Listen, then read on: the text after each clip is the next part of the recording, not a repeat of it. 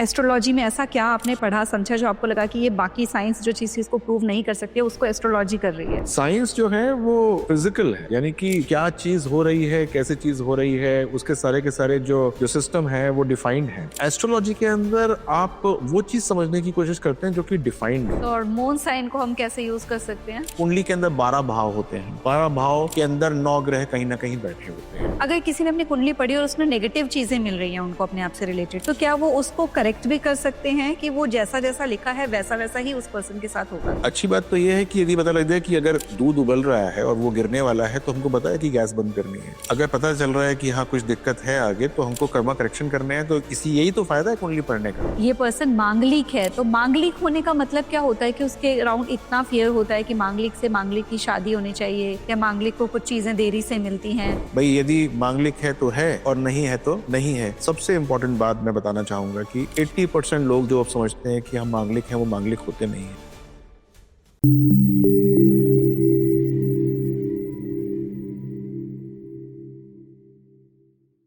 नमस्ते and welcome to candid talks with me doctor Shikha. और आज के हमारे एपिसोड में हमारे साथ हैं डॉक्टर विनय बजरंगी, जो कि एक रिनॉन्ड एस्ट्रोलॉजर हैं।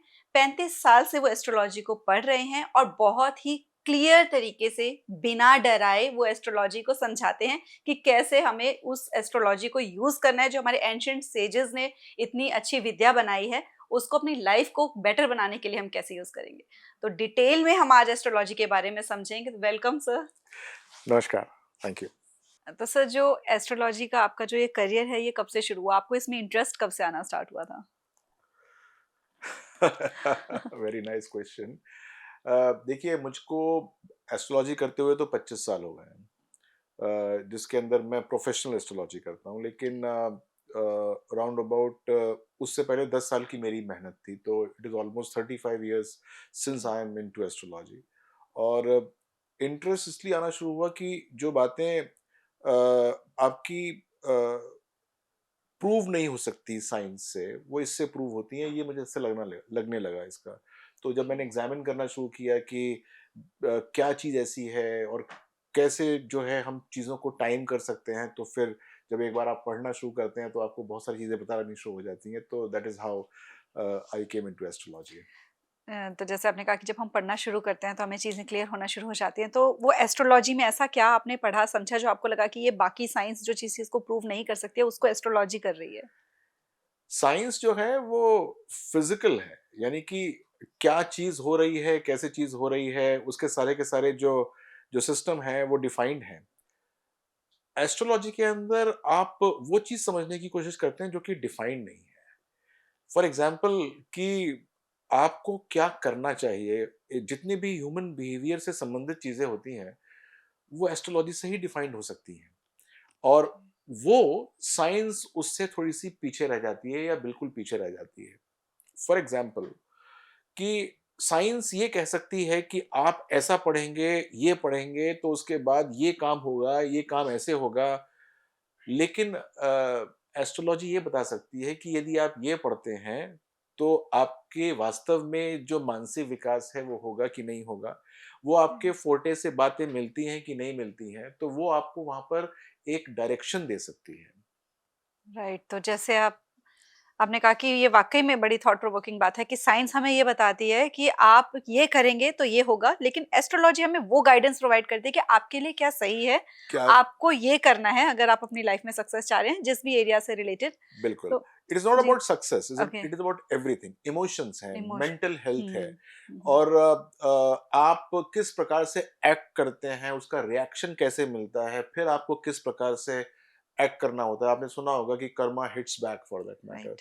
तो that is a concept of astrology कि आपके कर्म ठीक होंगे, तो जो है वो हिट बैक जो है वो कम होगा, नहीं तो वो अच्छा हो जाएगा। तो एक बार इसको एनालाइज़ करने की बात है। और ये सनातन धर्म के साथ जुड़ा हुआ है, यानी कि ये अभी का नहीं है। ये शुरुआत में जब जब वेद बनने आरंभ हुए तो उसका ही एक पार्ट था। तो हमारे ऋषि मुनि जो कि हमारे प्राचीन साइंटिस्ट थे, उन्होंने इसके ऊपर बहुत अच्छा अध्ययन किया और देखा कि क्या-क्या पोजीशंस होती हैं, क्या-क्या चीज़ों के अंदर क्या-क्या निष्कर्ष निकलते हैं, उसको टैबुलेट किया। हम उसी को पढ़ते हैं और उसी से हम ह्यूमन लाइफ को डिड्यूस करने की कोशिश करते हैं। तो जैसे कि आपने कहा कि वो क्या पास्ट कर्मा होता है, वो जो इम्पैक्ट कर रहा होता है और जो आपने कहा कि सारी चीज़ें हम स्टडी करते हैं वो चार्ट्स को, तो वो जो चार्ट है वो वही कुंडली है जिसको आप बताते हैं कि वो कुछ और होता है?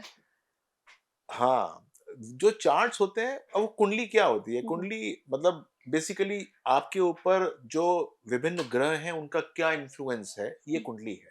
ओके। आप और वो इन्फ्लुएंस जो है, वो 2 तरीके के इन्फ्लुएंस होते हैं। जब एक थॉट प्रोसेस हुआ या पैदा हुआ, जब एक व्यक्ति पैदा हुआ, उस समय कौन-कौन से ग्रह किस-किस प्रकार से उसके ऊपर इन्फ्लुएंस कर रहे थे, तो वो उसका एक स्टैटिक नेचर हो गया। अच्छा। और जो एक इस समय जो उसके व्यक्ति के ऊपर जो ग्रह घूम-घूम के इफ़ेक्ट दे रहे हैं, वो इस समय का जो मूवेबल नेचर हो गया। तो हम एक तरीके से देखने की कोशिश करते हैं कि स्टैटिक नेचर और जो मूवेबल नेचर है, उसके बीच में क्या समन्वय हुआ है, और उससे हम ये डिड्यूस करने की कोशिश करते हैं कि क्या फ्यूचर में बधा हुआ है इस व्यक्ति के लिए। ओके। तो जैसे फ्यूचर में आपने कहा कि आप निकाल लेते हैं, तो अगर कोई पर्सन इस चीज़ को एनालाइज़ करवाना चाहता है, तो आजकल जैसे मैंने कहा थोड़ा-सा मतलब क्योंकि मैं बहुत इस चीज़ को लेके ना मुझे है कि मैं जानना चाहती हूँ, तो क्यो आउट ऑफ क्यूरियोसिटी बहुत सारे क्वेश्चन्स आने वाले हैं आपके पास। एक बिगिनर से या जिसको नहीं बहुत ज़्यादा नॉलेज इस बात की। तो जैसे हम देखते हैं कि बहुत सारे ना न्यूज़पेपर में आते हैं कि ये वाली राशि का प्रेडिक्शन ये है, ये क्या वो कुंडली से ही राशि समझ में आती है हमें कि राशि कहीं और से बनती है? अच्छा, तो हुँ, इसका जो एक सिंपल एनालॉजी है, वो समझने की कोशिश कीजिए कि हमारी कुंडली से हमारी राशि बन के आती है। ओके। राशि का मतलब और कुछ नहीं होता, वो मून साइन होता है कि जब आप पैदा हुए थे, तो मून जो है वो किस राशि के अंदर था।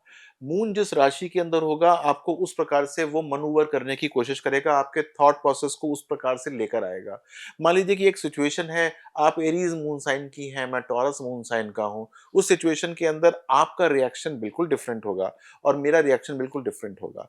तो जब हम पेपर में राशि आती है, वो नॉर्मली अगर हिंदी पेपर है, तो वो मून साइन ही होता है। तो आपको ओके। पता होना चाहिए कि आपका मून साइन क्या है। मून साइन का मतलब चंद्र राशि। नॉर्मली क्या होता है कि लोग बहुत सिंप्लीफाई करने के लिए वो सूर्य साइन देखते हैं, सन साइन देखते हैं, जो कि वेस्टर्न एनालॉजी होती है कि अप्रैल में पैदा हुआ तो इस ये साइन अच्छा। होगा, मई में पैदा हुआ तो ये साइन होगा, जून में पैदा हुआ तो ये साइन होगा। जबकि वो जो वैदिक एस्ट्रोलॉजी है, वो ऐसे नहीं देखती है। वैदिक एस्ट्रोलॉजी देखती है कि आपकी कुंडली क्या है, आपकी हुँ, कुंडली हुँ, के अंदर जो चंद्रमा है, हुँ, उसकी पोज़ीशन क्या है, और हुँ। उसकी पोज़ीशन के हिसाब से आपके मून साइन को डिफाइन करते हैं। बहुत बड़ी बात नहीं है ये। अच्छा। अगर आपको शायद पता ना हो कि आपका मून साइन क्या है, तो बहुत हुँ, सिंपल है, आप मेरी वेबसाइट पे जाइए। वहाँ पर आप सिर्फ अपनी डेट बर्थ डालिए कि क्या आपकी डेट ऑफ बर्थ है, प्लेस ऑफ बर्थ है, टाइम ऑफ बर्थ है। वो एकदम आपका मून साइन निकाल देगा कि आपका मून साइन ये है। ओके। उसको हमेशा के लिए याद करके रखिए कि हुँ, क्या हुँ। आपका मून साइन है, बस हो गया काम। तो और मून साइन को हम कैसे यूज़ कर सकते हैं? मून साइन तो जो एक जेनेरिक जो राशिफल आता है रोज, वहां से वो मेरी वेबसाइट के ऊपर भी उपलब्ध है कि आप वहां से अपना राशिफल देख सकते हैं। हुँ, हुँ। लेकिन बात यह है कि मून साइन जो है वो एक स्पेसिफिक, या कि आप समझिए कि अगर आपने कुंडली देखी हो, तो कुंडली के अंदर 12 भाव होते हैं। जी। 12 भाव के अंदर 9 ग्रह कहीं ना कहीं बैठे होते हैं। ग्रह हमारे 9 होते हैं। तो मून उसमें से एक ग्रह माना जाता है। तो मून साइन के बेस के ऊपर यदि हम कोई भी आपकी प्रेडिक्शन करते हैं, तो आप समझ लीजिए कि ना तो हमको भाव पता है कि कौन से भाव में बैठा है, और ना ही हमको ये पता है कि वो 8 ग्रह जो कि मून को भी किसी न किसी तरीके से इन्फ्लुएंस कर रहे होंगे, वो कहाँ बैठे हुए हैं। तो इसका मतलब वो एक बहुत जेनेरिक सी प्रेडिक्शन हो जाती है। तो मून साइन से सिर्फ ये पता चलता है कि इनकी राशि क्या है, और बाद में जो बाकी ग्रह होते हैं, उनकी एक बार पोजीशन से हमको ये पता चल जाता है कि किस प्रकार से वो मून जो है वो एक्ट करने वाला है, यानी कि व्यक्ति उस टेम्परामेंट के साथ, मून का मतलब टेम्परामेंट के साथ एक्ट करेगा किसी एक पर्टिकुलर सिचुएशन के अंदर। राइट। तो जैसे आपने ये बड़ा अच्छे से क्लियर किया कि वो जो वेस्टर्न फिलॉसफी वाली हम वो सनसाइन यूज़ करते हैं, उसकी जगह जो हमारी वो कुंडली में जो होता है, वो एक्चुअल है जो मून साइन है, उसके अकॉर्डिंगली वो जो राशिफल हम देखते हैं, वो होते हैं। तो जैसे कि हम इसके बारे में बात कर रहे हैं, कुंडली के बारे में, तो क्या कुंडली बनवाना हर किसी के लिए ज़रूरी होता है? और क्या कुंडली जैसे जो एक पर्सन है, वो खुद की कुंडली अपनी बनाकर चेक कर सकता है कि नहीं पढ़नी चाहिए अपनी कुंडली? नहीं, क्यों नहीं पढ़नी चाहिए? बिल्कुल पढ़नी चाहिए। और मैं बताऊँगा कि जो भी एस्ट्रोलॉजी पढ़ने की कोशिश करता है, उसके पास सिर्फ़ अपनी कुंडली का ही तो एक्सेस होता है, और किसी की कुंडली का एक्सेस होता ही नहीं है। तो सबसे पहले वो जो सबसे पहली कुंडली का निर्माण करता है, वो अपनी कुंडली का करता है। उसको पता होता है कि उसकी डेट ऑफ बर्थ क्या है, उसे पता होता है उसका टाइम क्या है। तो सबसे पहले जो कुंडली बनाएगा वो अपनी बनाएगा। अगर आपके पास कोई सॉफ्टवेयर अवेलेबल नहीं है, तो नॉर्मल मेरी वेबसाइट के ऊपर वो अवेलेबल है। वहाँ पर जाकर अपनी आप कुंडली बनाइए, उसको डाउनलोड कीजिए और फिर उसको पढ़ने की चेष्टा कीजिए। वैसे तो मैंने वहाँ पर बहुत सारे ज्ञान दे रखे हैं कि अगर ये ऐसा है तो उसका क्या मतलब है, अगर वो ऐसा है क्या मतलब है। वो सब चीज़ें हैं, उनको एक धागे में पिरोइए और समझिए कि आप लोग क्या हैं और कैसे हैं। मतलब हर व्यक्ति जो ये करता है उसको he can get a good insight into what his horoscope is saying all about. तो जैसे अगर कुंडली से किसी ने अपने प्रेडिक्शंस ले ली कि वो क्या हैं और कैसा है और कैसे-कैसे उनके लाइफ में आएँगी आगे चीज़ें। अगर किसी ने अपनी कुंडली पढ़ी और उसमें नेगेटिव चीज़ें मिल रही हैं उनको अपने आप से रिलेटेड, तो जैसे कि आपने कहा कि वो कर्मा के अकॉर्डिंगली सारा उसमें चीज़ें आती हैं हमारी कुंडली में। तो क्या वो उसको करेक्ट भी कर सकते हैं कि वो जैसा-जैसा लिखा है वैसा-वैसा ही उस पर्सन के साथ होगा थ्रू आउट? अच्छी बात तो ये है कि यदि पता लग जाए कि अगर दूध उबल रहा है और वो गिरने वाला है, तो हमको पता है कि गैस बंद करनी है। तो अगर पता चल रहा है कि हाँ, कुछ दिक्कत है आगे, तो हमको कर्मा करेक्शन करने हैं। तो इसी यही तो फ़ायदा है कुंडली पढ़ने का। कुंडली पढ़ने का और फ़ायदा क्या है कि आपको ये पता लग जाए कि आगे क्या-क्या परेशानी है, क्या दिक्कतें हैं, किस प्रकार की हैं। आपको पता चल जाएगा तो आप अपने जीवन को बहुत आराम से नेविगेट कर सकते हैं, उसको आप अवॉइड कर सकते हैं, उसको बिल्कुल बंद कर सकते हैं। वो डिपेंड करता है कि वो कौन-सी चीज़ है और वो कितनी खराब है और या आप उसको कितना खराब समझ रहे हैं। लेकिन तो जो कर्मा का कहते हैं कि जैसे कर्म हुए उसका फल तो भुगतना ही पड़ेगा। तो अगर वो लिखा हुआ है कि ऐसे पास्ट के कर्म रहे वो फल मिलना ही है तो फिर वो तो कैसे इसका मतलब करेक्ट ये हो। हुआ कि हमको अब कर्म भी करेक्ट करने हैं। इट इज़ नॉट अबाउट कि किसी चीज़ को स्विच ऑफ करना है, स्विच ऑन करना है, हमको अपने कर्मस भी करेक्ट करने हैं। तो बहुत बार क्या होता है कि जैसे फॉर एग्ज़ाम्पल मैं आपसे कहूँ कि आपकी कुंडली के अंदर मंगल जो है वो खराब है मान हुँ, लीजिए, हुँ। या मंगल थोड़ा-सा हल्का है, खराब ना कहते, हल्का कहते हैं। आप इम्पैचुअस हैं, आप इम्पल्सिव हैं, बहुत जल्दी से डिसीज़न लेते हैं, बहुत जो है दिमाग में गर्मी रहती है, एकदम गुस्सा हो जाते हैं। मान लीजिए मैं ये कहता हूँ आपसे, तो इसका मतलब क्या हुआ कि आपके मन में ये बातें चलती रहती हैं। अगर आपकी कोई समय खराब होने वाला होगा, तो ये सारी की सारी बातें आपके ऊपर एक नेगेटिव तरीके से प्ले करना शुरू कर देंगी। आपके डिसीज़न गलत हो जाएँगे, लोग आपको उस समय गलत समझना शुरू कर देंगे। आपके आपको जो आउटकम मिलने वाला है किसी भी एक्शन का, वो नेगेटिव मिलने वाला है। तो सबसे पहले क्या बात हुई, मैं कहूँगा कि अपने कर्मा को ठीक करने की कोशिश कीजिए। ये जो आपका नेचर है, जो कि एक नेगेटिवली पॉइज़्ड मंगल की वजह से है, इसको ठीक करना शुरू कीजिए। इससे क्या होगा कि जब कोई नेगेटिव दशा भी आ रही होगी, तो भी उसका इम्पैक्ट थोड़ा-सा कम होगा, क्योंकि आपने अपने आप को सँभाल लिया टाइम के अंदर। ये बड़ी अच्छी आपने बात बताई है कि जब पता ही चल गया कि आपका जो ये चीज़ें आप फेस कर रहे हो वो बिकॉज़ ऑफ दिस है कि ये वाली दशा और ये वाली चीज़ जो आपके ऊपर आ रही है वो इसकी वज़ह से आप ऐसे-ऐसे रिएक्ट करते हो, तो उसको हमें इम्प्रूव कर लेना है, तो अपने आप जो रिज़ल्ट्स मिलने हैं आने वो इम्प्रूव हो जाएँगे। तो जो दशा की आप बात कर रहे थे, एक ना बहुत सबको डर लगता है और वो मोस्टली जब भी राशिफल आते हैं तो एकदम से आ जाता है, ये वाली राशि के ऊपर शनि की साढ़े साती आ गई, शनि की ढैया आ गई, तो ये क्या चीज़ें होती हैं? शनि तो यूं घूमते ही रहते हैं कुंडली के ऊपर, हुँ, हर राशि के अंदर घूमेंगे। लेकिन किसी किसी राशि के ऊपर जब वो घूमते हैं तो कुछ स्पेसिफिक इम्पैक्ट देते हैं। मून साइन जो होता है उसके जब आसपास, यानी कि चंद्र राशि के आसपास जब शनि गोचर करते हैं, तो वो शनि की साढ़े साती के अंदर आता है। तो मान लीजिए कि आपका मून जो है वो पाइसेस साइन में है या मीन राशि में है, तो आप मीन राशि की हुई। तो जब शनि एक्वेरियस में आएँगे, यानी कि कुंभ राशि में आएँगे, तो एक साइन पहले आ गए वो, तो इसका मतलब शनि की साढ़े साती शुरू हो गई। साढ़े साती का मतलब 7 एंड अ हाफ ईयर्स, और जी। हर साइन के अंदर शनि जो है वो 2.5 साल रहते हैं। तो एक्वेरियस में जब आएँगे तो 2.5 साल रहेंगे, तो आपको जो है वो लॉसेस करा सकते हैं, मेंटल स्ट्रेस दे सकते हैं, परेशानी दे सकते हैं। फिर जब वो पाइसेस में आएँगे तो फिर सेकंड फेज़ ऑफ वो ढैया लग गया आपका, सेकंड ढैया लग गया साढ़े साती का, तो वो 2.5 साल वो चलेगा, उसके अंदर फिज़िकल हेल्थ या फिज़िकल प्रॉब्लम्स देना शुरू कर देंगे। फिर एक साइन जब आगे चले जाएँगे, यानी कि मेष राशि में आ जाएँगे, तब भी आपके ऊपर ढाई अंतिम लगे होंगे, यानी ढैया अंतिम लगा हुआ होगा।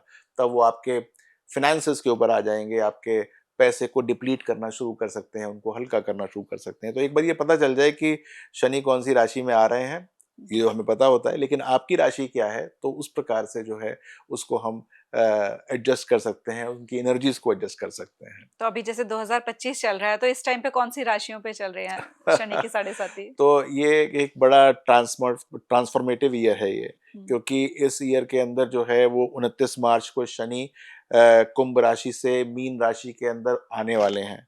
तो इसका जी। मतलब क्या हुआ कि मीन राशि के ऊपर शनि की साढ़े साथी आ जाएगी। जो अभी तक आराम से बैठे हुए हैं मेष राशि वाले, उनके ऊपर जो है वो शनि की साढ़े साथी आ जाएगी। मकर राशि वाले खुशी मना सकते हैं, क्योंकि 29 मार्च को उनकी साढ़े साथी खत्म हो जाएगी, और एक्वेरियस यानी कुंभ राशि के ऊपर तो होगी ही होगी। तो ये 3 राशियाँ जो हैं वो स्पेसिफिकली 29 मार्च सन 2025 से शनि की साढ़े साथी के अंदर होंगे, और ये 2.5 साल इसी अवस्था में रहेंगे। उसके बाद फिर एक राशि कम हो जाएगी और आगे की टॉरस राशि यानी कि वृषभ राशि जो है वो साढ़े साथी में आ तो जाएगी। जो आपने ये 3 राशियाँ बताई हैं, ये लोग इस समय पे क्या उपाय कर सकते हैं? देखिए, फिर वो जेनेरिक उपाय हो जाएगा। मैं हुँ, उपाय तो ये है कि हनुमान जी की पूजा करनी चाहिए। जी। शनि जब भी सताएँ, हुँ, हुँ। तो हमको हनुमान जी की याद आनी ही चाहिए। हनुमान जी की याद आए यानी कि हनुमान जी के मंदिर जाएँ, वहाँ पर पाठ करें उनका, हनुमान चालीसा का पाठ किया करें, तो उससे लाभ होगा। लेकिन ये बात तो हो गई कि आपको समझाने की कि हनुमान जी को कैसे हम प्रसन्न कर सकते हैं, हुँ, लेकिन हनुमान जी इस बात से प्रसन्न होते नहीं हैं। वो ये हुँ, कहते हैं कि जो मेरे आभूषण हैं, उन आभूषणों को जो है अपने अंदर आप सहेजना शुरू करिए। तो हनुमान चालीसा पढ़िए और देखिए कि उनके कौन-कौन से गुण थे। वो गुण अपने अंदर लेकर आइए। एक-एक गुण लेकर आएँगे तो उनके एक-एक आभूषण को आप जो है डालना शुरू करेंगे अपने अंदर, हुँ। तो उतना ही हनुमान जी प्रसन्न होना आरंभ हो जाएँगे। तो रोज़ पढ़िए हनुमान चालीसा और समझने की कोशिश कीजिए कि ऐसे कौन-कौन से आभूषण हनुमान जी के पास हैं, जो मुझे एक्वायर करने हैं। करना शुरू कीजिए, शनि की साढ़े साती कुछ कहेगी ही नहीं। बिल्कुल सही बात है, क्योंकि मैंने भी जैसे सुना है कि जो शनिदेव आते हैं, वो इसीलिए आते हैं कि आपका जो थोड़ा-सा कार्मिक बैलेंस है, उसको ठीक कर दिया जाए और आपको आगे वो अच्छे रिज़ल्ट्स भी देते हैं। बिल्कुल। तो तो ये आपने अच्छा बताया कि हनुमान जी का सिर्फ़ चालीसा पढ़ना नहीं है, बल्कि उनके गुणों को अपनाने की कोशिश करनी है जी, और जब आप अपने अंदर सुधार करेंगे, तो बट निश्चित तौर ऑब्वियस से। है कि जी, आपको उसके अकॉर्डिंगली रिज़ल्ट्स भी मिलते हैं। जी। तो जैसे अभी आपने बताया कि ये वाली जो राशियाँ हैं, इनके ऊपर शनि की साढ़े साती चलेगी। तो ऐसे ही एक चीज़ है ना, बड़ी कॉमन होती है कि जो कहते हैं कि राशि में मंगल है, ये पर्सन मांगलिक है। तो मांगलिक होने का मतलब क्या होता है कि उसके अराउंड इतना फ़ियर होता है कि मांगलिक से मांगलिक की शादी होनी चाहिए या मांगलिक को कुछ चीज़ें देरी से मिलती हैं। तो मांगलिक मंगल दोष का मीनिंग क्या है? पहली बात तो ये है कि उसको मंगल दोष मत कहिए, अच्छा, उसको मंगल योग कहिए, ओके। क्योंकि वो दोष नहीं है। हुँ, मंगल एक ग्रह है और आपकी कुंडली में कहीं बैठा हुआ है वो। और वो वाले भाव या वो वाले सिग्निफिकेशंस आपके लाइफ के, जो कि मैरिज से रिलेट करते हैं, वहां पर जाकर बैठ जाएगा तो उसके अंदर थोड़ी सी ऊर्जा बढ़ा देता है। ऊर्जा का मतलब गर्मी, गर्मी का मतलब यह है कि इम्पल्सिवनेस बढ़ा देता है। अब मान लीजिए कि आपके टेम्परामेंट पे बैठ गया मंगल, यानी कि आप गुस्से वाली हो गई, यानी कि आप बहुत इम्पल्सिव हो गई, तो क्या होगा कि अ, आपके जो स्पाउस हैं वो आपसे कुछ कहेंगे तो आप एकदम उनको झड़क के बात कर सकती हैं। ओके। तो वो आपके मंगल उस पे बैठ गया। तो अब इस मंगल को हटाया तो जा नहीं सकता, क्योंकि ये आपका नेचर है। तो आपसे ये कहा जाएगा, भई अपने आप को ठीक करने की कोशिश कीजिए, कर्मा करेक्ट करने की कोशिश कीजिए। अच्छा। तो पहली बात तो ये है। दूसरी बात ये है कि जो जो मंगल होता है, वो शादी के भाव जो होते हैं वो कौन से होते हैं? जैसे पहला भाव हुआ वो टेम्परामेंट का हो गया, दूसरा भाव घर के सुख शांति का हो गया, घर के एक्सपेंशन का हो गया। बच्चे होना, वहाँ मंगल बैठता है तो लगता है कि बच्चों के अंदर या जो इनकी विवाह होता है, उनके दिमाग में आता ही नहीं है कि हमको अपने घर को एक्सपैंड भी करना चाहिए, राइट? वो कहते हैं नहीं, नहीं हम अपने करियर में लगे रहेंगे, हमको कोई मतलब नहीं है बच्चे होना, ये होना, तो वो भी एक तरीके से एक नेगेटिविटी हो जाती है। 4th हाउस जो होता है जिस पे मंगल अगर बैठ जाए तो मांगलिक माना जा सकता है। वो वो ये होता है कि घर का सुख, घर के अंदर जो एक पॉजिटिविटी आती है, एक एक यूनियनशिप से हस्बैंड वाइफ के, वो उसमें रहती नहीं है। तो रोज़ जो है वो किसी न किसी बात पे तलवार खिंची रहती है। तो ये भी एक नेगेटिव है, इसके अंदर भी बहुत इंपॉर्टेंट कर्मा करेक्शन करना होता है। 7th हाउस होता है आपके स्पाउस का, वहाँ पर अगर मंगल बैठ जाए तो यानी कि जो नेचर आपका अपना था, वो अब उसका हो गया। मान लीजिए उसको बहुत गर्मी है, वो बहुत इम्पल्सिव है, मूडी है, क्लिंगी है, तो उसको ठीक करने की ज़रूरत है। हाँ, अष्टम भाव का मांगलिक जो है वो थोड़ा-सा हल्का होता है। क्यों हल्का होता है? अष्टम भाव होता है सौमांगल्य का, यानी कि लॉन्जिविटी ऑफ मैरिड लाइफ। तो वहां पर जब मंगल बैठता है तो लॉन्जिविटी ऑफ मैरिड लाइफ को कम कर सकता है। और उसके अंदर यदि हस्बैंड की एक कुंडली के अंदर कोई नेगेटिव योग हो लाइफ को लेकर, यानी कि उम्र उसकी कम नजर आ रही हो, तो वास्तव में उसकी उम्र के ऊपर वो पार्ट प्ले कर सकता है। तो उसको एक बार अच्छी तरीके से एग्जामिन करना जरूरी है। और एक 12th हाउस होता है जिसके अंदर मंगल बैठ जाए तो हम मांगलिक कहते हैं उसको, कि ये मांगलिक है। तो 12th हाउस होता है नॉर्मली जो है वो स्पिरिचुअल घर होता है। और दूसरा जो है वो बेड प्लेजर्स होते हैं, शैया सुख होता है उसका होता है। वहां मंगल बैठता है तो उसके अंदर कमी कर सकता है, हल्का कर सकता है, तो आपस में डिस्प्यूट्स पैदा हो सकते हैं। लेकिन मैं ये बताना चाहूंगा कि एक बहुत बड़ा रेवोल्यूशन है जो कि नॉर्मली लोगों को पता नहीं। बहुत सारे बच्चे बचपन से इस भय में रह रहे हैं कि हम मांगलिक हैं, जबकि वो मांगलिक होते नहीं हैं। ओके। और क्योंकि मंगल का बहुत परिहार होता है, परिहार का मतलब ये है कि कैंसलेशन होता है। उनको ये पता ही नहीं होता कि हम जो है वो मांगलिक नहीं हैं, बल्कि उनको किसी ने कुंडली देख के बता दिया, या किसी कंप्यूटर के अंदर, किसी सॉफ्टवेयर के अंदर, किसी प्रोग्राम के अंदर डेट ऑफ बर्थ डाली और वहां लिखा हुआ आ गया कि ये मांगलिक है, तो वो बेचारे अपने आप को मंगल सोच के बैठे होते हैं। और बहुत सारे माँ बाप पाते हैं, वो अपनी कुंडली रखने से पहले वो कहते हैं हमारा बच्चा तो आंशिक मांगलिक है। कोई कहता है कि हमारा बच्चा पूर्ण मांगलिक है। अब मुझे कोई आंशिक मांगलिक और पूर्ण मांगलिक, ये मुझे बात समझ में आती नहीं है। भाई यदि मांगलिक है तो है, और नहीं है तो नहीं है। ये आंशिक का मतलब छाया कहाँ से आई उसकी मुझे समझ में नहीं आता। और सबसे इंपॉर्टेंट बात मैं बताना चाहूंगा कि एक तो ये कि बहुत सारे बच्चे, 80% लोग जो अब समझते हैं कि हम मांगलिक हैं, वो मांगलिक होते नहीं हैं।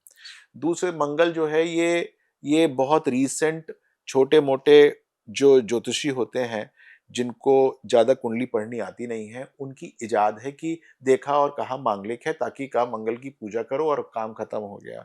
अगर उसको हम डीपली एग्जामिन करने की कोशिश करते हैं तो इतना डीपली भी नहीं, सरसरी सिर्फ नॉलेज होनी चाहिए, तो ये पता चल जाएगा कि बच्चा मांगलिक है कि बच्चा मांगलिक नहीं है।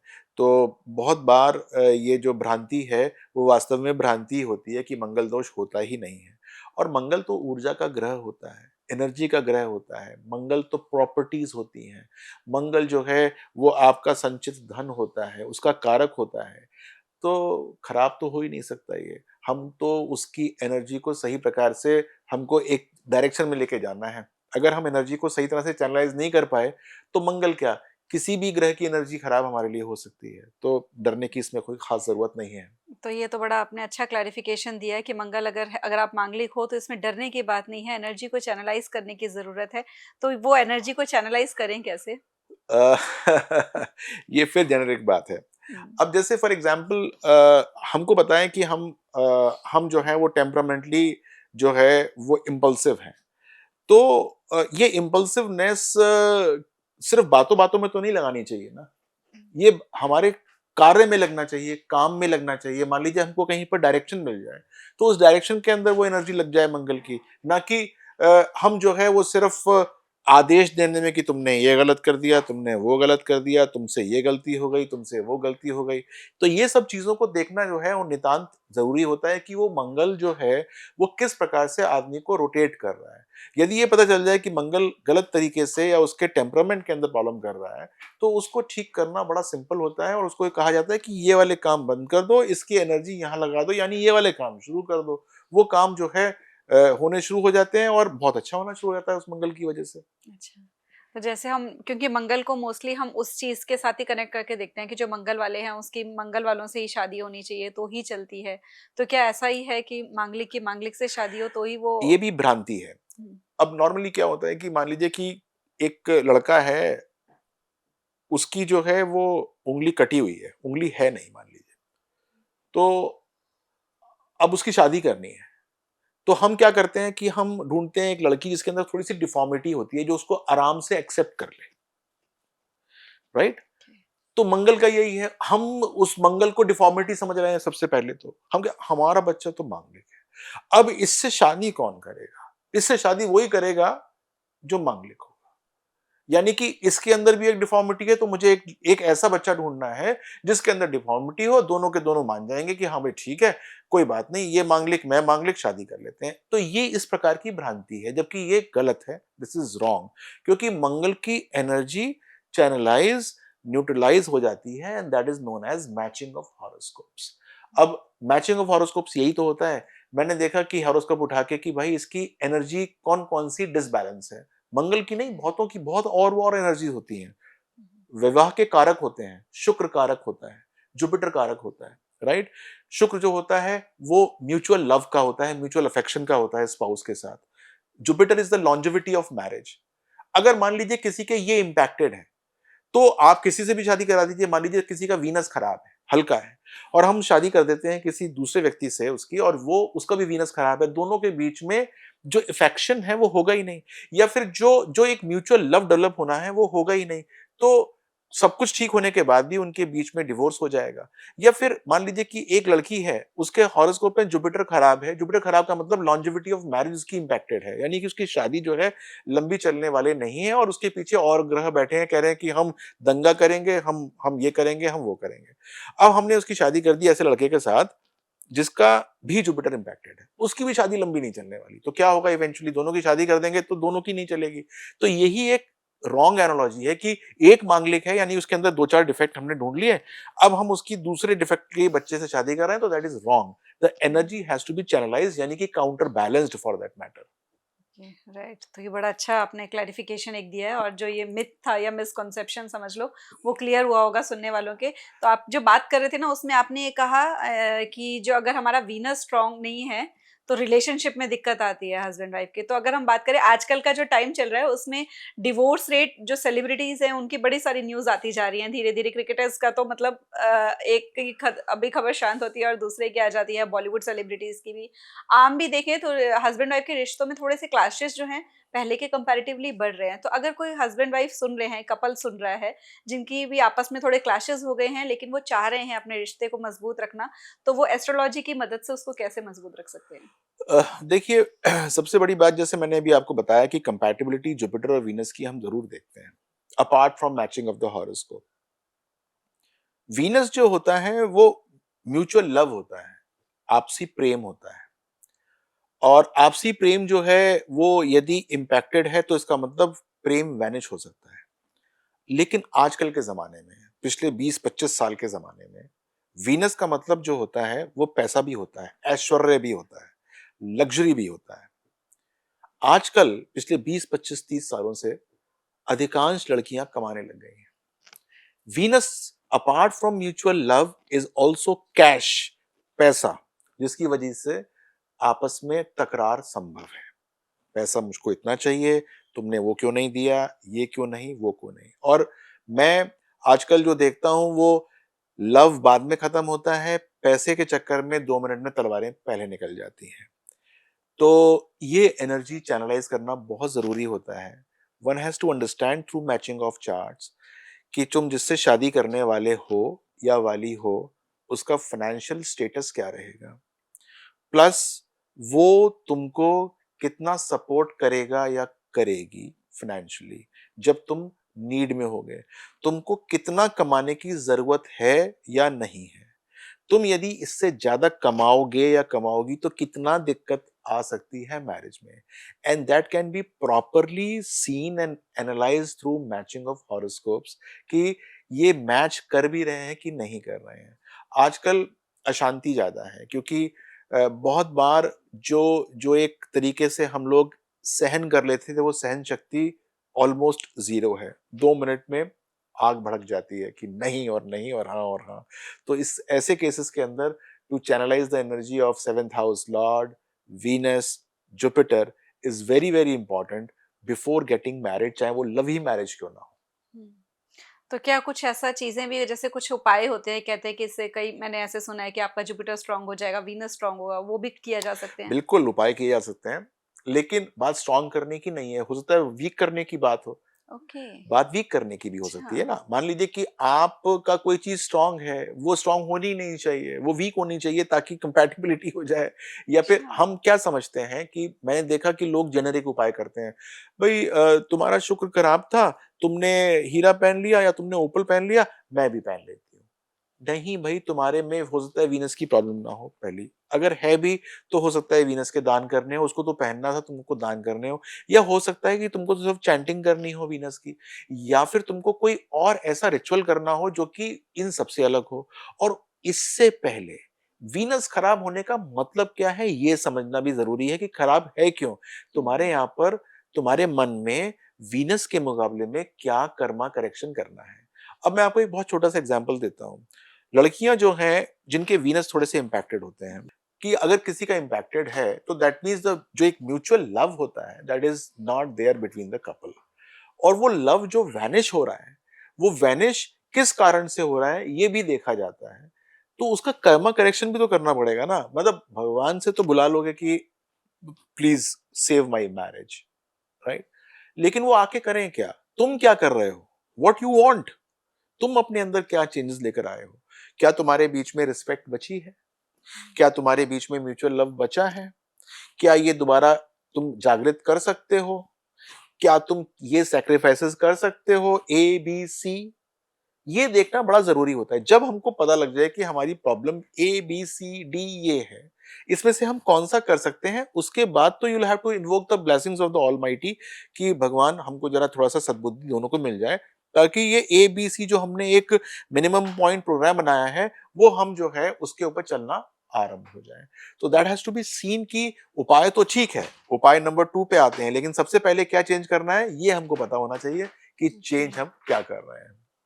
बिल्कुल सही बात है, क्योंकि मोस्टली लोग ये जो जैसे आपने कहा कि उससे पहले हमें चेंज क्या करना है उसके ऊपर फोकस करना है, क्योंकि जो उपाय हैं वो एक तरीके से शॉर्टकट ही हैं, लेकिन शॉर्टकट कभी भी आपको सही मंजिल तक पहुंचाते नहीं है, बहुत बार अगर हम देखें तो। क्योंकि मैंने ऐसी बहुत सी चीजें देखी है, क्योंकि आपने कहा कि हर पर्सन के ऊपर क्या चीज इम्पैक्ट कर रही है वो स्पेसिफिकली उसके कर्मा और उससे रिलेटेड है।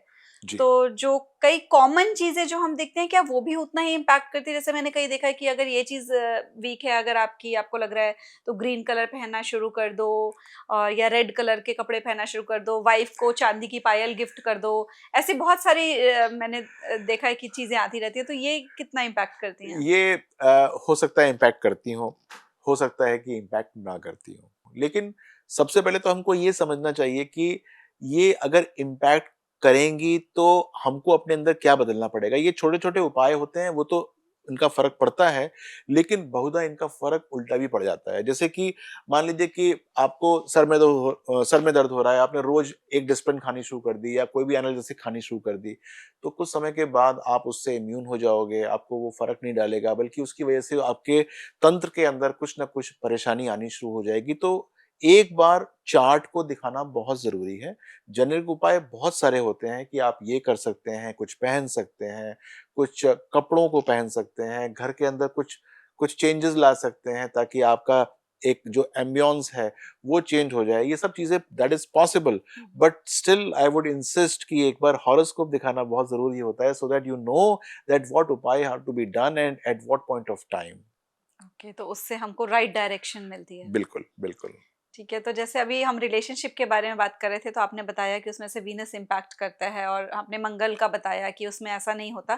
तो एक ना, क्योंकि जब कुंडलियाँ मिलाते हैं शादी के टाइम, तो एक रिश्ते में ये भी कहा जाता है, कुछ गण होते हैं, देवगण और मनुष्य और राक्षस, 3 तरह के गण भी होते हैं कुंडलियों में। तो उनको भी ये कहा जाता है कि ये वाले गण की इससे होनी चाहिए, तो उन वो क्या कॉन्सेप्ट रहता है? आपने कुछ पढ़ रखा है इसका मतलब। लेकिन वो गण जो है वो बहुत छोटी सी बात है। जब हुँ, हम कुंडली मिलाते हैं तो सबसे पहले हम अष्टकूट मिलान देखते हैं। अष्टकूट मिलान के अंदर एक छोटा सा पोर्शन होता है कि हम देखते हैं कि गण कितने हैं। वो अगर सपोज एक मनुष्य है, एक राक्षस है या एक देवगण है, तो हम उसको मिलाने की कोशिश करते हैं, लेकिन उसका सिग्निफिकेंस आजकल बड़ा कम है। सबसे इम्पोर्टेंट जो है वो 2 मिलान होते हैं, यदि वो हो जाएँ तो अच्छा माना जाता है कि नाड़ी दोष नहीं होना चाहिए। नाड़ी दोष होता है प्रोजेनी के लिए, बच्चों के लिए, राइट? जी। For the future growth of the family. वहाँ पर लव भी आ जाता है बीच में, क्योंकि एक बार सपोज मान लीजिए कि एक व्यक्ति अपने स्पाउस को इनकम्पैटिबल समझना शुरू कर दे, तो फिर आपस में जो प्रेम होता है वो भी वैनिश कर जाता है। तो एक तो ये है। दूसरा भकूट दोष होता है। भकूट दोष तो नहीं है, या भकूट तो पॉइंट्स नहीं मिल रहा है, या भकूट को 7 पॉइंट मिलते हैं 36 में से, नाड़ी दोष को 8 पॉइंट मिलते हैं, तो 15 पॉइंट्स यही हैं। यदि यही मिल जाए तो शादी जो है वो अच्छी हो सकती है, बशर्ते मांगलिक मिलान हो रहा हो, बशर्ते जुपिटर वीनस का मिलान हो रहा हो। और आपने शायद जब इतनी पढ़ाई कर रखी है एस्ट्रोलॉजी की, तो आपको शायद नवांश के बारे में पता होगा, D9 हॉरोस्कोप के बारे में। तो जो D9 हॉरोस्कोप होता है, that is specifically seen for marriage related things.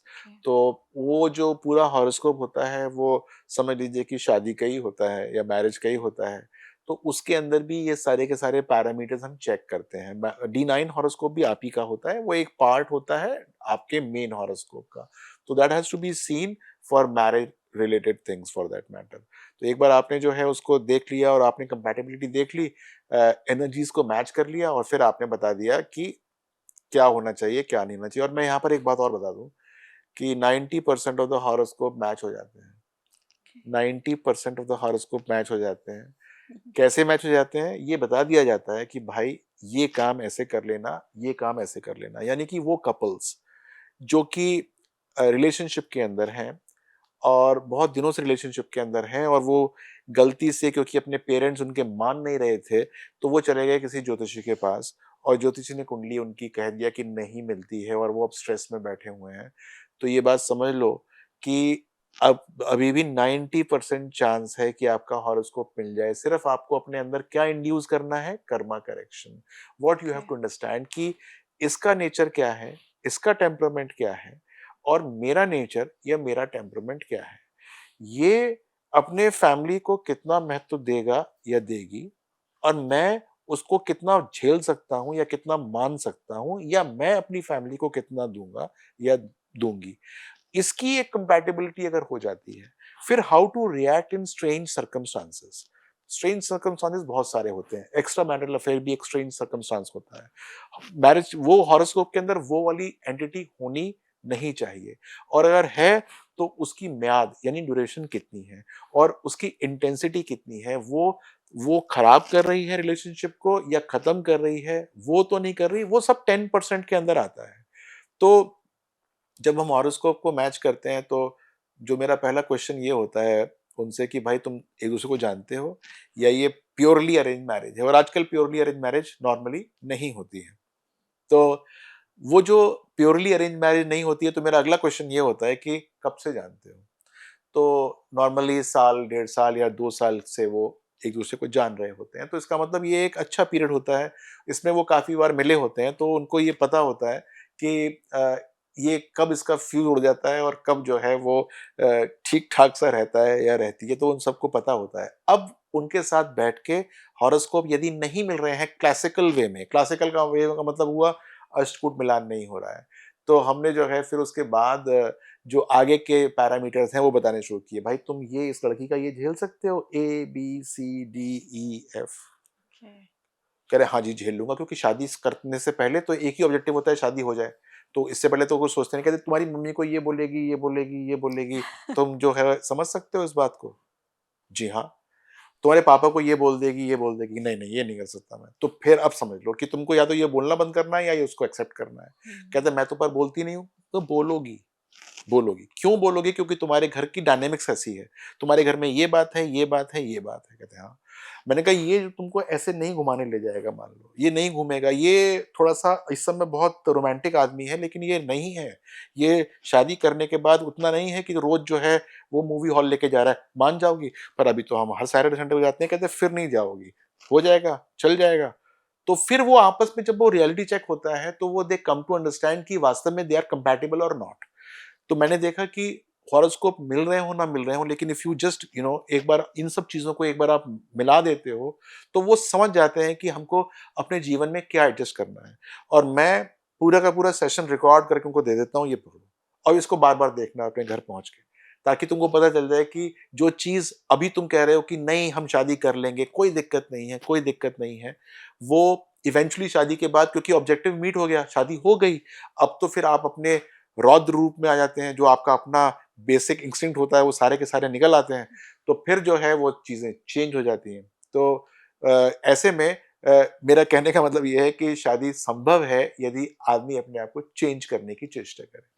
तो बड़ी अच्छी एक आपने क्लैरिटी दी है कि जो अब तक मुझे ऐसा लगता था कि कुंडली में कुछ होता है, उससे चीज़ें पता चलती हैं। तो आपने ये बताया कुंडली के अकॉर्डिंगली हमें अपने बारे में पता चल रहा होता है, जो बर्थ चार्ट है, उससे हमें अपने बारे में पता चलता है। तो वैसे ही जब शादी करनी हो, तो हमें दूसरे पर्सन के बारे में पता चलता है कि वो पर्सन कैसा है, हमारे बर्थ चार्ट से पता चला हम कैसे हैं। जी। तो वो कंपैटिबिलिटी जो कुंडलियाँ मिलान होता है, वो ये होता है कि ये पर्सन ऐसा है, दूसरा पर्सन ऐसा है, क्या ये आपस में निभा निभा पाएँगे? पाएँगे कि नहीं निभा पाएँगे? बिल्कुल, बिल्कुल तो ठीक बात है। जैसे कई लोगों का कहा जाता है कि उनकी कुंडली में क्या उनकी कुंडली में ही कोई प्रॉब्लम चल रही होती है जिसकी वज़ह से आजकल देखा है कि हमने बेबीज़ नहीं हो रहे हैं। बहुत सी शादियाँ हैं कि बहुत डिलेड हो रही हैं, प्रेग्नेंसीज़ नहीं हो रही हैं या मिसकैरेजेज़ बहुत बढ़ गए हैं। बहुत से लोग आईवीएफ की तरफ जा रहे हैं, तो इसमें क्या एस्ट्रोलॉजी कुछ हेल्प कर सकती है? बहुत हेल्प कर सकती है इनफैक्ट, क्योंकि होता ये है कि आजकल बच्चे थोड़ा-सा लेट मैरिज कर रहे हैं, और जब लेट मैरिज करते हैं तो उनके अपने जो फिज़िकल प्रॉब्लम्स हैं वो सामने आ जाती हैं, या फिर कोई ना कोई दिक्कत होनी शुरू हो जाती है। वो फिर भी ग्रहों के द्वारा ही कंट्रोल्ड होती है कि हाँ, प्रॉब्लम आनी शुरू हो गई है। तो होता ये है कि बहुत बार जब जब एक नॉर्मल तरीके से बच्चे कंसीव नहीं हो रहे होते हैं, तो वो डॉक्टर्स के पास जाते हैं और फिर आईवीएफ के लिए प्लान करते हैं। और परेशानी तब होती है कि आईवीएफ में भी 2-3 अटेम्प्ट्स हो जाते हैं, 4-5 अटेम्प्ट हो जाते हैं, लेकिन उसके बाद भी बच्चे नहीं हो रहे होते हैं। तो यहाँ पर एस्ट्रोलॉजी हेल्प करती है। पहली बात तो ये बताती है कि वास्तव में बच्चे हो भी सकते हैं कि नहीं हो सकते हैं। बहुत बार क्या होता है कि हम फ्यूटाइल अटेम्प्ट कर रहे होते हैं और वो होने वाले होते ही नहीं हैं। तो यहाँ से हमको जो है कुछ पॉजिटिविटी मिल जाती है। दूसरा, अगर बच्चे होने वाले होते हैं, तो हमको ये पता चलता है कि वो कब हमको प्लान करने चाहिए आईवीएफ की डेट्स। ओके। वो बड़ी इंपॉर्टेंट होती हैं, क्योंकि उसमें आपके नक्षत्र के हिसाब के, दूसरे व्यक्ति के नक्षत्र के हिसाब से कौन से कॉन्ड्यूसिव टाइम है जब हम अ, मान लीजिए कि एग एक्सट्रैक्शन पे चले जाएँ, या फिर हम जो है वो उसके बाद के प्रोसेसेस पे चले जाएँ, उनकी डेट्स निकालने में बड़ा फ़ायदा होता है। तो होता ये है कि बहुत बार जब आईवीएफ फेल हो रहे होते हैं, तो हम आते हैं सामने और बताते हैं कि भाई या तो करो या ना करो, ये बताते हैं, और फिर ये बताते हैं कि किस दिन होना चाहिए, या फिर एक टाइम फ्रेम। डॉक्टर्स नॉर्मली जैसे कहते हैं कि 5 दिन का टाइम फ्रेम दे दिया कि 18 तारीख से लेके 22 तारीख के बीच में हम करेंगे, आप देख के बता दीजिए कि कौन सा दिन आपके लिए सूटेबल है। तो वो हम टाइम फ्रेम जो है, वो उसमें से जो एग्जैक्ट डे है और एग्जैक्ट 2-4 घंटे का टाइम दे देते हैं कि इसके अंदर यदि डॉक्टर करते हैं तो जो जो इसके जो जो रिजल्ट होंगे वो मैक्सिमाइज हो जाएंगे, अच्छे हो जाएंगे, आपके लिए प्रॉफिटेबल हो जाएगा। तो that through astrology that can be worked out.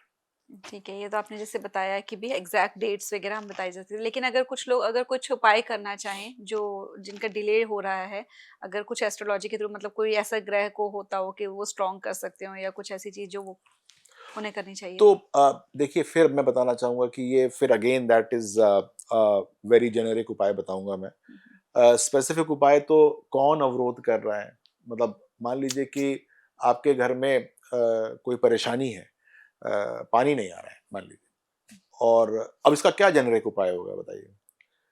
मतलब क्या क्या होगा? मोटर नहीं चल रही है, या पानी म्युनिसिपैलिटी से ही नहीं आया है, या टंकी में ही नहीं चढ़ा है, या फिर जो है वो टंकी से ही पाइप टूट गया है, या नल का आपका वो खराब हो गया है। तो यू हैव टू अंडरस्टैंड कि वो है क्या। कुंडली में भी ऐसे ही होता है, लेकिन जो जेनेरिक उपाय होता है वो ये होता है कि हम बृहस्पति भगवान की पूजा करना शुरू करें, अच्छा। भगवान विष्णु की पूजा करें, क्योंकि वो कारक होते हैं प्रॉस्पेरिटी ऑफ फैमिली के। वो पुत्र के कारक भी होते हैं और पति के कारक भी होते हैं।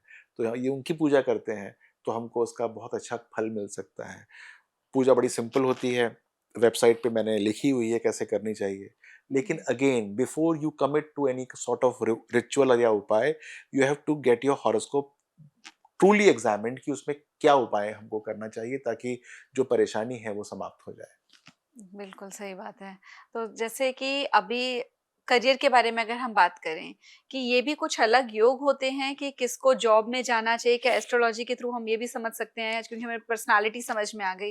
तो वो पर्सनालिटी में ऐसा वो कौन-सा योग होता है जो ये बताता है, जैसे कहते हैं ना कि ये विदेश जाने का योग है या ये बिज़नेस करना चाहिए या जॉब करनी चाहिए, तो क्या हमें उसमें भी हेल्प मिल सकती है करियर प्लानिंग में? बिल्कुल मिल सकती है। करियर के अंदर सबसे पहले तो जब हम हॉरोस्कोप को एग्ज़ामिन करते हैं तो यही देखने की कोशिश करते हैं कि भाई इसका एम्प्लॉयी योग है कि एम्प्लॉयर योग है, राइट?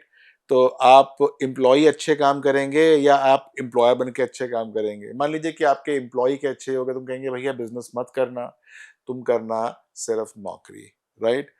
ऐसा नहीं है कि नौकरी वालों के पैसे नहीं होते हैं, धन योग होता है, लेकिन वो नौकरी से ही एक्सप्लॉइट होता है, यानी नौकरी करने से ही मिलता है। यदि कुंडली में बिज़नेस करने का योग नहीं है और बंदा बिज़नेस करता है, तो पूरे दिन, पूरे समय जो है वो परेशानी में रहता है, पैसे उसको नौकरी से कम ही कमा पाता है, ज़्यादा नहीं कमा पाता। तो ये बात समझनी ज़रूरी है। फिर एक बार ये समझ में आ जाए कि नौकरी करनी है, तो वो जैसे आपने कहा कि नौकरी कहाँ ज़्यादा फलित होगी, देश में फलित होगी या विदेश में फलित होगी, ये देखा जाता है। तो किसी की विदेश में फलित हो रही होती है, हम कहते हैं भाई विदेश चले जाओ, वहाँ तुम्हारे लिए बहुत अच्छा योग है, तो that can B seen for that matter कि क्या होगा, क्या नहीं होगा। बिज़नेस करना है, तो कौन-सा बिज़नेस करना है? पहले तो पेरेंटल बिज़नेस करना है या फिर अपना ही कुछ नया शुरू करना है। ऐसा बिज़नेस करना है जिसके अंदर पैसा कम लगे और मेहनत ज़्यादा हो। बहुत सारे ऐसे बिज़नेस होते हैं जिसके अंदर सेकंड हाउस पीड़ित होता है, तो हम मना कर देते हैं कि पैसे मत लगाना घर से, सारे बर्बाद हो जाएँगे। कंसल्टेंसी का बिज़नेस करना है, तो ये हम इसको यहाँ तक we can just break it कि क्या-क्या कर सकते हो, क्या-क्या नहीं कर सकते हो। जब ये पता लग जाता है, मान लीजिए बिज़नेस करना है, अपना बिज़नेस करना है, तो किस तरीके का बिज़नेस करना चाहिए? क्या चीज़ें उसके अंदर होनी चाहिए बिज़नेस करने के लिए या क्या नहीं होनी चाहिए, that can also be that minutely calculated. तो ये सब चीज़ें जो हैं वो हम एग्ज़ामिन कर सकते हैं। और एक बात और बताऊँगा, बड़ी अच्छी लगेगी आपको सुनने में, वो ये कि मान लीजिए कि आप 10th क्लास में पढ़ती हैं, ऐसा है नहीं लेकिन 10th क्लास हुँ, में पढ़ती हैं और आपको अपने सब्जेक्ट चूज़ करने हैं कि मैं 11th क्लास में क्या लूँ? आई कैन टेल यू कि आपको क्या लेना चाहिए। ओके। आपको क्या प्रेशर होगा कि आपके जो सहपाठी है, जो साथ में बच्ची पढ़ रही है, वो कह रही है मैं तो साइंस लूँगी, मैं ये लूँगी, मेरे पापा ये कह रहे थे और मेरे पापा ये कहते हैं, आपकी टीचर कुछ और कह रही है, आपके दिमाग में कुछ और बातें हैं, लेकिन I can exactly tell you कि आपको क्या पढ़ना चाहिए। इसी तरीके से आपके ग्रेजुएशन में क्या पढ़ना चाहिए, पीजी में क्या पढ़ना चाहिए, that I can just evaluate and tell you कि आपको क्या करना चाहिए। तो जैसे कि ना आप ये बता रहे हैं तो मुझे एक चीज़ एक क्वेश्चन ये माइंड में था कि हमने मुन्ना भाई एमबीबीएस मूवी देखी थी। तो उसमें वो ये बात करते हैं कि अगर एस्ट्रोलॉजी के थ्रू हमें सब कुछ अपना पता चल जाता है तो जितने भी सब एस्ट्रोलॉजर्स हैं वो सब सुपर सक्सेसफुल और बहुत ज़्यादा कमाते क्यों नहीं? क्योंकि बहुत ज़्यादा जगह हम ये भी देख लेते हैं कि फ्रॉड हो गया या कुछ ऐसे कर लिया। तो ये क्या वो कुछ गलत प्रैक्टिसेस कर रहे होते हैं कि देखिए मैं इसके बारे में ना कुछ छोटी-सी बात बताना चाहूँगा कि बिज़नेस में सब लोग सक्सेसफुल नहीं होते लेकिन बिज़नेस करते हैं। बहुत लोगों ने एस्ट्रोलॉजी को बिज़नेस बना के रखा हुआ है। तो हो सकता है कि वो कुछ उसमें सक्सेस कमा हो जाए। लेकिन आपने देखा होगा अपने जीवन के अंदर कि जो सक्सेस होती है, वो बहुत सब्जेक्टिव होती है। इट इज़ नॉट दैट कि मेरे पास पैसे हैं तो मैं सक्सेसफुल हूँ, मेरे पास ये चीज़ है तो मैं सक्सेसफुल हूँ। बहुत लोग जो हैं, जैसे बहुत अच्छे-अच्छे जो हैं वो गुरु हैं, वो हरिद्वार की गलियों में बैठे हुए हैं, जो कि बहुत अच्छे एस्ट्रोलॉजर्स हैं। वो आपकी कुंडली भी नहीं पढ़ते, वो आपकी शक्ल देख के जो है वो सब कुछ बता देते हैं। ऐसे बहुत सारे गुरु हैं जो कि बनारस में कहीं बैठे हुए हैं and they are immensely successful and they are contented with life. तो राइट।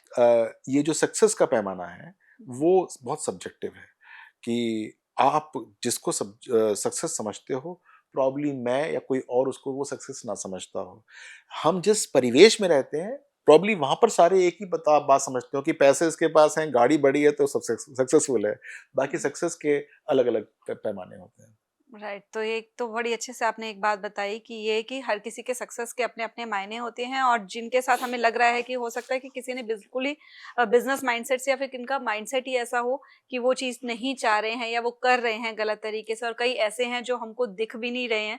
वो कहीं दूर बैठे हैं हरिद्वार की गलियों में या बनारस की गलियों में जिनको बहुत ज़्यादा नॉलेज है। जिनको कि लोग अगर अभी मटेरियल पोजीशन से के हिसाब से देखें तो उनको लगे कि शायद वो सक्सेसफुल सक्सेसफुल नहीं है, नहीं है, लेकिन नहीं, स्पिरिचुअल लेवल पे वो बहुत बहुत सक्सेसफुल हैं। सक्सेसफुल है, बिल्कुल। और जो आपने ये बात बताई ना, ये मुझे बहुत ही अच्छी लगी कि एक बच्चे ने कौन से सब्जेक्ट्स चूज़ करने हैं, वो भी बहुत अच्छे से हम उसकी बर्थ चार्ट से आइडेंटिफ़ाई कर सकते हैं, क्योंकि जब पर्सनैलिटी पता चल गई तो क्या चीज़ सूट कर रही है, वो करियर जो हम करियर काउंसलिंग करवाते हैं, तो उससे ज़्यादा इम्पैक्टफुल ये हो जाएगा कि उनके बर्थ चार्ट से पता चल सके कि उनके लिए क्या चीज़ और क्या लाइन बेटर रहेगी। बिल्कुल, बहुत सारे हुँ, लोग करवाते हैं ये। हुँ, और मैं आपको इतना बताऊँगा कि होता ये है कि मेरे पास जो पेरेंट्स आते हैं अपने बच्चों के सब्जेक्ट्स के बारे में, तो मैं पूछता हूँ कि आपने वो करियर काउंसलर से बात की थी?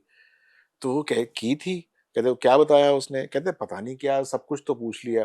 पहले हुँ, वो 10-12 पन्ने भरवा लिए हमसे, हुँ, बच्चे से भरवा लिए, और उसके बाद जब वो गुणा भाग करके ऐसा सब्जेक्ट निकाल दिया जो कि हमको दूर-दूर तक भी इसका पता नहीं था कि ये भी पढ़ना चाहिए कि नहीं पढ़ना चाहिए। तो वो बहुत सारे with due respect to them वो अपनी पूरी की पूरी कोशिश करते हैं, बट समहाउ जो एक एक इंटेलेक्ट लेवल होता है बच्चे का, उसको पढ़ के वो इवेंचुअली करेगा क्या, कहाँ पर सक्सेस कमाएगा, that has to be seen basically. वो फ्यूचर है सारा का सारा, and they can not see it except us. So मैं देख सकता हूँ उसको। तो मैं बताऊँगा कि अगर सपोज़ मान लीजिए कि कोई बच्चा है, तो उसकी कुंडली के अंदर जो शौर्य योग है वो कितना है, वो कितना, मतलब उसका उसका ऑब्जेक्टिव क्या है। मान लीजिए कि वो दिल्ली में रहता है, या फिर वो किसी अच्छे शहर में रहता है, या वो उसका एस्पिरेशंस क्या हैं, वो क्या चाहता है, उसके पेरेंट्स क्या चाहते हैं, उसके लिए सक्सेस का क्या मायने है, राइट? फिर उसको मैं बताऊँगा कि तुमको पढ़ना क्या चाहिए, ताकि all those things that you aspire for, you get that. हुँ। तो जैसे अगर एस्ट्रोलॉजी के बारे में हम ये कहें कि जो लोगों के दिमाग में आपको लगता है कि 3 सबसे बड़े मिथ हैं एस्ट्रोलॉजी से रिलेटेड, जिनको कि अभी आप बस्ट करना चाहेंगे कि ये ऐसा कुछ नहीं होता है, तो वो क्या हैं? बाप रे! सबसे पहले तो ये है कि ये कोई डर का नहीं है साधन। मतलब जो हुँ, लोग ना डराते हैं इससे, डरना नहीं चाहिए। पहली बात तो ये है कि ये एक आपके फ्यूचर पाथ को लाइट दे रहा है, ना कि आपको डराने की कोशिश कर रहा है। तो जो लोग डराने की कोशिश करते हैं, वो वास्तव में एस्ट्रोलॉजर्स नहीं हैं, राइट? तो सबसे पहले तो ये एक मिथ बाहर निकाल दीजिए। दूसरा मिथ मैं ये कहना चाहूँगा कि अगर मान लीजिए किसी ने आपसे कहा भी है कुछ कि ये जो है वो दिक्कतें हैं आपके हॉरोस्कोप में, आपको फलाना दोष है, फलाना रोग है, फलाना ये है। तो बेसिकली ये आपके कोई दोष नहीं है, ये आपके एक कर्मा करेक्शंस हैं जो आपको अपने जीवन में अप्लाई करने चाहिए, ताकि आप उससे बाहर निकल जाओ। इससे अच्छा कौन हो सकता है जो आपसे बोले कि तुम कितने ऐसे हो, कितने वैसे हो, और फलाना हो जाएगा, ढिमकाना हो जाएगा, तो आपको अच्छा, मैं तो अब इसके I have to fight this out. भई आपके अंदर कन्विक्शन होनी चाहिए ना कि you have to just come out of it. I will prove you wrong, मैं इसको ठीक कर दूँगा।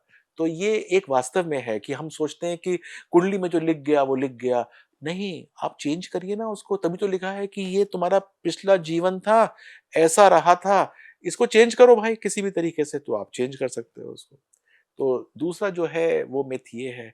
और तीसरा, यदि मिथ सबसे बड़ा ये है कि कोई कहता है कालसर्प दोष, कोई कहता है मंगल दोष, कोई कहता है कि ये चीज़ हो गई, शनि की साढ़े साती आ गई, ढैया आ गई, शनि की दशा आ गई और अब ये कर देगी बर्बाद। या फिर ऑन द कॉन्ट्ररी, अब अच्छा टाइम आने वाला है। अब 1 साल के बाद मुझे पंडित जी ने कहा है कि मेरा टाइम अच्छा आने वाला है। ये दोनों गलत हैं, ये मिथ्स हैं। ना तो वो खराब हैं और ना ही अच्छा टाइम आने वाला है। अच्छा टाइम तो आज चल रहा है। अगर 1 साल के बाद, 2 साल के बाद अच्छा टाइम आने वाला हो, तो आप तो आज से ही कुछ काम करना शुरू कर देंगे ना, उसकी तो एनर्जी आपके पास आज ही होगी करने के लिए। तो ये सारी की सारी मिथ्स हैं। ये इसको बिल्कुल अपने शैटर करना चाहिए दिमाग से, और एक बार ये शैटर हो जाएँगी तो आपको वास्तव में what astrology truly stands for ये पता लगना शुरू हो जाएगा कि करना क्या चाहिए, कैसे करना चाहिए, क्यों करना चाहिए, and how to basically use the wisdom of the ancient sages to our advantage. ये बड़ा इंपॉर्टेंट चीजें हैं। चलिए, thank you so much sir, आपने इतनी अच्छी डिटेल में समझाया है, जो भी डाउट्स थे एस्ट्रोलॉजी को लेकर और जो मिथ्स थे उनको आपने क्लियर किया है, और बहुत ज़्यादा बेनिफिट हुआ होगा ऑडियंस को, और अब वो भी समझेंगे कि कैसे राइट तरीके से अप्रोच करना है एस्ट्रोलॉजी को यूज़ करके अपनी लाइफ को बेटर बनाने के लिए। Thank you so much sir, अपना इतना कीमती वक्त हमें देने के लिए। आपका कल्याण हो।